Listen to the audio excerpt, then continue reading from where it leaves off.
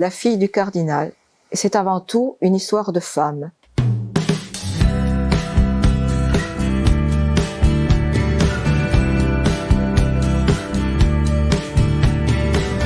Je suis Hélène Marche, romancière. J'ai commencé à écrire à l'âge de 18 ans en racontant mes souvenirs d'Angleterre où j'ai passé un an en tant que fille au pair à Londres. J'ai écrit 8 contes animaliers bilingues. J'ai donné la parole aux animaux en anglais-français, en occitan-français et en espagnol-français. Parallèlement, j'ai écrit aussi 5 romans. Un premier fantastique, les 3 autres ont été sentimentaux, également un recueil de nouvelles, et l'avant-dernier, Liana, un destin particulier, qui a été primé par l'Académie des livres de Toulouse.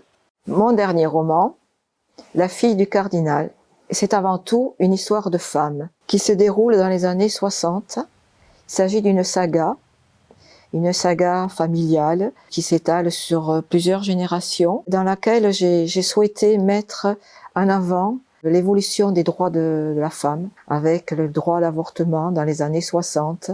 Et mon héroïne principale, Elena, va être confrontée à ces problèmes-là. On va la retrouver tout le long de sa vie, notamment lorsqu'elle va être jeune mariée. Elle va partir en Sicile, accompagner son mari. Il y a de nombreux rebondissements dans le livre.